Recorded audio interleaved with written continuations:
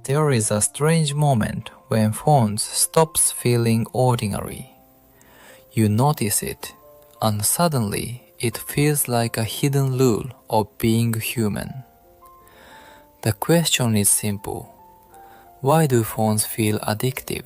But the answer is not simple at all. Because why a small rectangle feels impossible to ignore?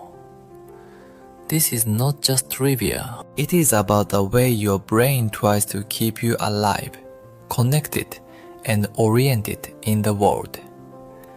And the first surprise is this. The feeling is not random. It comes from systems that were built for older worlds than ours. Your body lives in the present, but many of its rules were shaped long before modern life existed. That is why something so familiar can still feel mysterious. The everyday version looks small. A habit, a feeling, a reaction, a moment you barely question. But underneath it is a machine with deep roots. To understand it, imagine the brain as dopamine slot machine. It is not waiting quietly for facts. It is constantly predicting what matters next. It asks what is safe. It asks what is dangerous. It asks who belongs. It asks what should be remembered. And sometimes it answers before you know the question was asked. But that creates a bigger problem.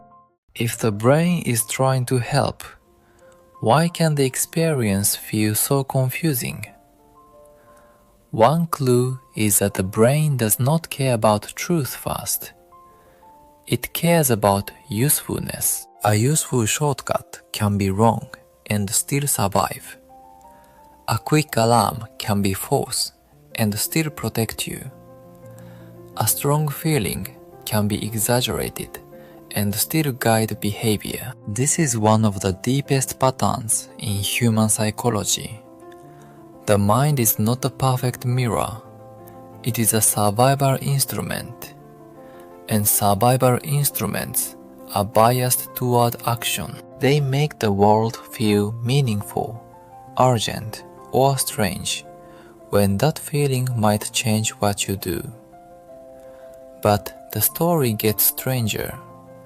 Modern life gives ancient systems new targets. The brain that evolved for faces now meets screens. The brain that evolved for danger now meets abstract stress. The brain that evolved for belonging now meets invisible audiences. The brain that evolved for rare rewards now meets endless supply. So the same old system can produce a very modern mystery. That is why phones can feel personal. It is not happening in a textbook. It is happening in your ordinary day, in your room, in your body, in your memories, in the tiny decisions you barely notice. But this explanation is incomplete, because humans are not just brains reacting to stimuli. We are storytellers. We turn feelings into meanings. We ask why this happened. We ask what it says about us. We ask whether other people feel it too. And that is where the mystery becomes emotional. The pocket became a tiny social casino. The feeling may be ancient, but the way you interpret it becomes part of your life story. A small reaction can become a memory. A memory can become a belief. A belief can become a habit, and a habit can quietly shape a person. This is why the most human mysteries are not hidden far away. They are hidden inside normal things, inside a glance, inside a fear, inside a craving, inside a thought you assume is just yours. But there is another clue.